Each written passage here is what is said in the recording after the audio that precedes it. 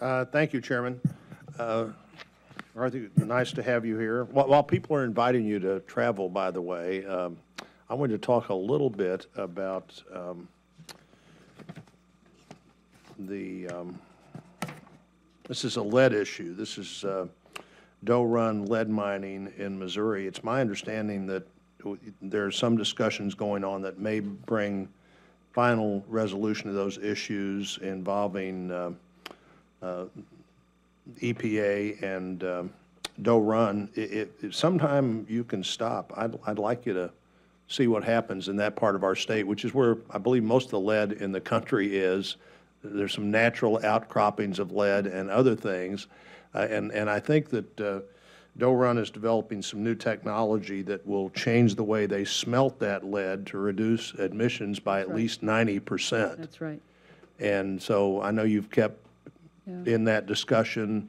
Sometime if we could get you to stop, I think it might be helpful just to see both the opportunity and the challenge. There's a reason that Moses Austin moved to Missouri before he moved to Texas to become a lead miner, and that's been our sort of lead mining center even before that part of the country was added to the United States. And so it obviously has its own challenges, and anything you can do to personally stay connected to that. I think there's a solution here within reach, and that solution, as everything else at the department, obviously benefits from the more you know about the problem, the jobs included, the alternative places we have to go to get lead if we don't get it in our own country, I think are helpful, and I just encourage that. And I would love for you to put that on a train. It's close to St. Louis, easy to get in and out, and I'd love to see you come sometime. Actually, I was in Missouri not too long ago, but I also have met separately at EPA with folks from Doe Run,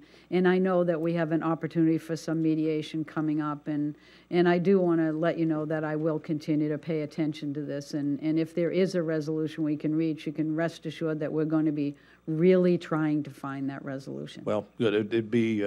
I'm glad to know that. I think you're moving in that direction, and I hope we wind up at a good place there.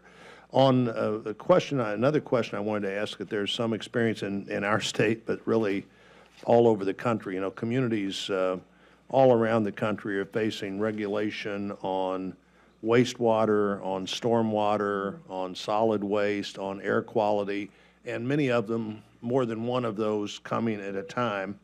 There are only, as far as I know, there's only one place where there's sort of a guideline already issued. The affordability of water is based on a 2.5% median household income metric.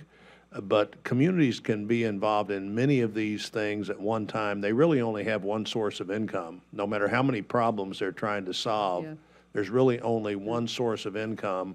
And I'd like any thoughts you might have on the ability that EPA might have to assess the regulations in a cumulative way. I think Springfield, Missouri is one place, my hometown, where they've got a proposal before Region 7 now of here's a long-term plan to deal with a number of problems in the priority that I'm sure that the EPA would have a lot to say about the priority, but a price tag that can be afforded because, again, let me go back, there's only one place to pay this bill, and that's the people who live in the community, either through the actual bill itself, the water, the sewer, the whatever bill, or a tax bill that they also would pay, and some kind of cumulative look at these as they come before the department, I think could be really reasonable and helpful. And your thoughts on that? Well, we have been looking at these issues, and I know we've been working really closely, primarily with the Conference of Mayors, to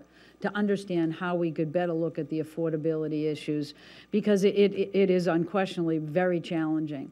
And we've been trying to encourage integrated planning so that every community doesn't think about these issues separately, but thinks about them in a coordinated way.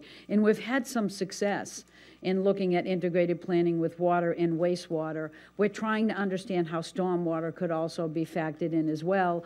We've revised our affordability criteria. I can't say that I can answer your question as to whether or not there is a way in which we can look at a broader context of planning efforts and requirements, because every statute has different requirements about how we look at cost and consideration in making decisions.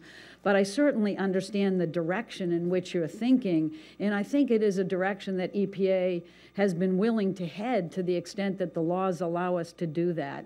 And we have had more success in terms of working with communities to actually reopen even past consent agreements, to look at opportunities for things like green infrastructure, which can really help with stormwater, can also help with drinking water and wastewater issues.